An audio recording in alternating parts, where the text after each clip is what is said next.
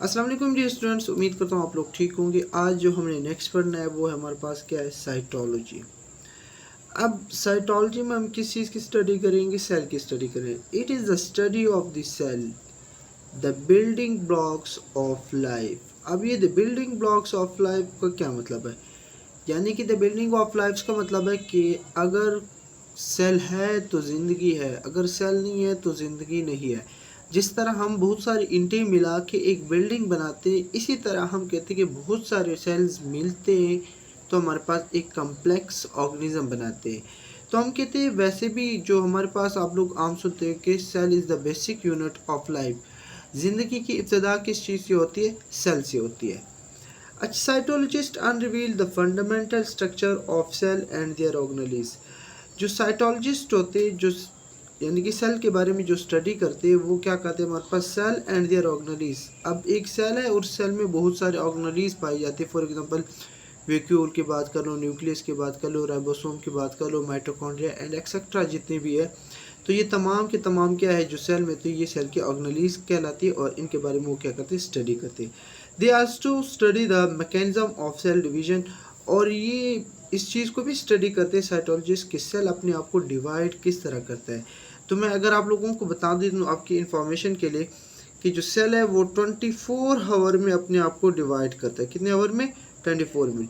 तो हम इसमें हम पढ़ेंगे कि सेल माइटोसिस के ज़रिए किस तरह अपने आप को डिवाइड करवाता है। तो इस चीज़ को भी हम क्या करेंगे, साइटोलॉजी में ही पढ़ते हैं। नेक्स्ट है हमारे पास molecular biology, deal with the study of the biological molecules like carbohydrates, protein, lipids and nucleic acid. देखिए, वर्ड से ही मालूम हो रहा है कि मॉलिक्यूलर बायोलॉजी यानी कि वो मॉलिक्यूल हम स्टडी करेंगे जो लिविंग थिंग्स में पाए जाते, उनको हम कहाँ पे स्टडी करेंगे, मॉलिक्यूलर बायोलॉजी। अब molecular biology deal with the study of the biological molecule. Biological molecule कौन सी होती, जो लिविंग थिंग्स में पाए जाते, उनको आप क्या कहेंगे, बायोलॉजिकल मॉलिक्यूल कहेंगे। लाइक कार्बोहाइड्रेट्स, कार्बोहाइड्रेट इंसानों की यानी कि लिविंग थिंग्स में पाए जाते। प्रोटीन्स की बात कर लें कि प्रोटीन भी लिविंग थिंग्स में, अगर स्पेशली ह्यूमन की बात कर लो तो कार्बोहाइड्रेट्स भी पाए जाते, इस तरह प्रोटीन्स भी पाए जाते, लिपिड्स भी पाए जाते एंड न्यूक्लिक एसिड। अब न्यूक्लिक एसिड क्या होता है, इसके बारे में डीएनए जो है हमारे पास और आरएनए क्या है, ये आपके पास क्या कहलाते हैं, न्यूक्लिक एसिड कहलाते। Deoxy ribo nucleic acid, ribo nucleic acid, ठीक है। इसके अलावा हम पढ़ते क्या है, लाइफ प्रोसेस को, फंडामेंटल लाइफ प्रोसेस को। फॉर एग्जांपल अगर आप लोगों को मैं एक बात कह दूं कि हमारे पास कार्बोहाइड्रेट्स जो है ना, वो कहाँ से आते, हमारी बॉडी में किस फॉर्म में आते हैं, और फिर जब हम डाइजेशन करते हैं तो हमारे पास किस तरह होती है, एंड देन हमारे पास जो एनर्जी हम यूज़ करते तो उसको किस फॉर्म में यूज़ करते। तो एक का ये एक कंप्लीट प्रोसेस है। अब देखिए, सेलुलर रेस्पिरेशन में हमारे पास क्या होती है, हमारे पास मेटाबॉलिज्म होती है यानी कि एनर्जी रिलीज़ होती है। अब एनर्जी रिलीज़ होती है, वो एक लाइफ प्रोसेस है। क्या है, लाइफ प्रोसेस है। और हम कहते हैं कि इस फंडामेंटल लाइफ प्रोसेस को हम कहाँ पे पढ़ेंगे, मॉलिक्यूलर बायोलॉजी में पढ़ेंगे। Develop drugs. अब देखिए, अगर हम बॉडी के लिहाज से हम क्या कहते हैं, जब हम मॉलिक्यूल्स को पढ़ते हैं तो उसी लिहाज से हम ड्रग्स को भी क्या कर सकते हैं, डेवलप कर सकते हैं। And create genetically modified organism. यहाँ पे थोड़ा सा मैं पीछे जाना चाहूँगा, आप लोगों को बताना कि जेनेटिकली मॉडिफाइड ऑर्गेनिज्म का क्या मतलब है। कि एक लिविंग थिंग्स है, आपने उसका डीएनए जब आप चेंज कर लेते हो, अपनी मर्जी की डीएनए जब आप डाल लेते हो, तो इसे क्या कहते हैं, genetically modified organism. Next one है आपके पास एम्ब्रियोलॉजी।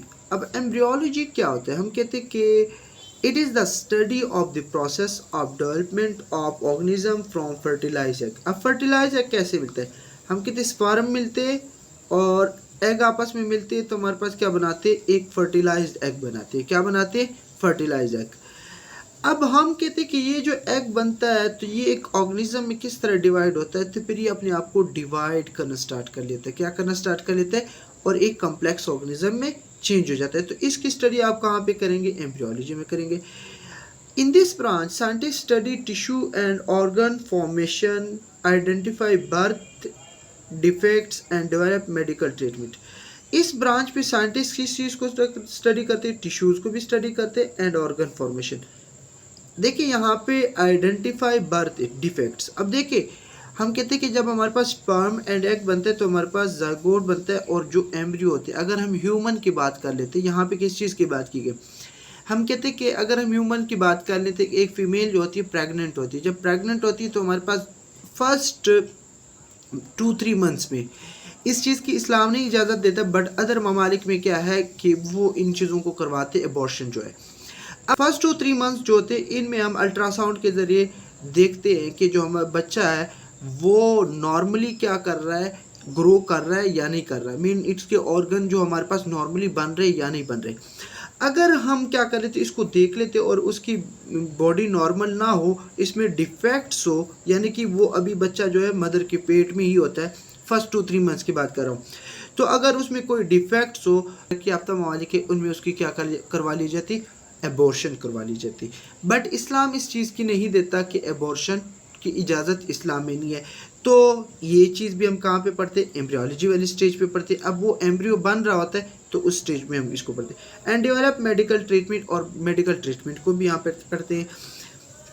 जेनेटिक्स, अब जेनेटिक्स क्या होती है, जीन्स की बात करें, जीन्स की बात करें, अब थोड़ा सा आगे चलते मैं समझाता हूँ। Genetic is the branch of biology that deal with the study of the transfer of characteristics from parent two of suffering. अब ऑफ सफरिंग, माँ बाप के बच्चों को क्या बोलते हैं, ऑफ सफरिंग बोलते हैं। हम कहते हैं इस ब्रांच में हम क्या करते हैं, स्टडी करते हैं ट्रांसफ़र ऑफ करेक्टरिस्टिक्स को, किस चीज़ की, माँ बाप से जो बच्चों में खसूसियात मुंतकिल होते हैं उनको आप कहाँ पे ट्रांसफ़र स्टडी करोगे, जेनेटिक्स में, ठीक है। In genetics scientist also study the cause of genetic disorder and develop better varieties of plant and animal. और इस चीज़ को भी क्या करते हैं, हमारे पास स्टडी करते हैं। फॉर एग्जांपल डिसऑर्डर, कुछ बच्चे सुनते नहीं हैं तो अब उनके जीन में वो जीन जो हमारे पास क्या होते हैं, सुनने वाले के लिए जिम्मेदार होते, रिस्पॉन्सिबल होते, उनमें क्या हो जाते हैं, डिफेक्ट्स आ जाते हैं। या कोई भी बॉडी का ऑर्गन है उसमें डिफेक्ट्स आ गया तो वो किसकी वजह से आते हैं, जेनेटिक डिसऑर्डर की वजह से। और इन जेनेटिक डिसऑर्डर को हम कहाँ पे पढ़ते हैं, जेनेटिक्स में पढ़ते हैं। और develop better varieties of plant and animal, चाहे प्लांट में आप स्टडी करो या एनिमल में, उससे आप क्या कर सकते हो, बेहतर वैराइटीज़ को क्या कर सकते हो, डेवलप कर सकते हो। नेक्स्ट वन है आपके पास पैलेंटोलॉजी। अब इसमें आप क्या करोगे, फॉसिल्स पढ़ोगे। अब फॉसिल्स क्या होते हैं, फॉर एग्जांपल हम कहते हैं कि हमारे पास प्लांट के एक प्लांट है, बहुत हज़ारों साल गुजर गए, तो उसके फॉसिल अगर दरियाफ्त हो जाते तो उनको अगर हम स्टडी करूँगा, हम कहाँ पे करेंगे, पैलेंटोलॉजी में। या आप लोग डायनासोर की बात कर लो कि डायनासोर को हज़ारों साल गुजर चुके हैं, अब उसके हड्डियाँ वगैरह, बोन वगैरह जब मिलते हैं ना, तो उनको हम कहाँ पे स्टडी करेंगे, पैलेंटोलॉजी में। It is the branch of biology that deal with the study of the fossil. किस चीज़ को स्टडी करेंगे, फॉसिल्स को। The examination of fossil help sensitive to know the evolutionary history. अब एवोल्यूशनरी हिस्ट्री का क्या मतलब है, हम कहते हैं अबाव अजदाद की जो हिस्ट्री होती है उसको आप एवोल्यूशनरी हिस्ट्री बोलते हो। फॉर एग्जांपल वो कहते हैं कि हमारी बुक बायो की बुक में आगे एग्जांपल आप लोग पढ़ेंगे, वो कहते हैं कि जराफ का जो पहले गर्दन था, छोटा गर्दन था, फिर ज़मीन के ऊपर कहत आ गया और कहत आने की वजह से उसने ऊपर दरख्तों की तरफ क्या करना स्टार्ट कर दिया, मुँह करना स्टार्ट किया, ऊपर से खाना स्टार्ट किया। अब हुआ यूँ कि इसमें मॉडिफिकेशन आ गई और मॉडिफिकेशन आने की वजह से इसका गर्दन जो है वो लंबा हो गया।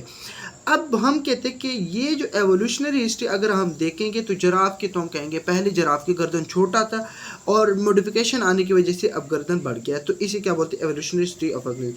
For example dinosaur fossil provide evidence for the giant reptiles and roamed the earth millions of year ago. मैंने आपको वही बात की, अगर हमें क्या नाम है, डायनासोर के बोन्स मिलते हैं तो वो हमारे पास उसके क्या है, हमारे पास फॉसिल्स है, ठीक है। उनको फिर हम देखेंगे और कहाँ पे पढ़ेंगे, इसको स्टडी कहाँ पे करेंगे, पैलेंटोलॉजी में। नेक्स्ट वन है आपके पास क्या है, टैक्सोनॉमी। अब क्या है टैक्सोनॉमी, टैक्सोनॉमी ये वो बायोलॉजी की वो ब्रांच है जिसमें हम क्या करते हैं, ऑर्गेनिज्म को डिफरेंट ग्रुपों में क्या करते हैं, डिवाइड करते हैं, ठीक है, क्लासिफिकेशन करते हैं। Taxonomy is the branch of biology that deal with the classification of organism into group and on the basis of similarities and difference। किस बुनियाद पे हम जानवरों को ग्रुपों में तक सिमिलरिटीज़ की, उनके आपस में सेम चीज़ें क्या एंड डिफरेंस और उनमें डिफरेंस क्या है, इसी बुनियाद पे हम जानवरों को, लिविंग थिंग्स की बात कर रहा हूँ कि लिविंग थिंग्स को हम क्या करते हैं, डिफरेंट ग्रुपों में तकसीम करते हैं। Classification of organism help to organise and understand the diversity of life, identify new species and study evolutionary relationship. इन तमाम को आप कहाँ पे पढ़ते हो, टैक्सोनॉमी में।